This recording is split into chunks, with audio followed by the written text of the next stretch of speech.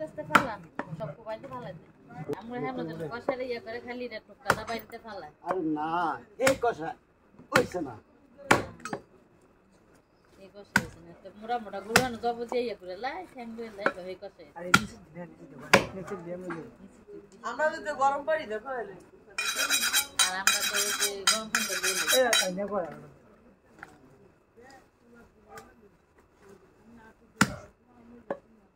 কইতে সহজ করতে না টাইম লাগে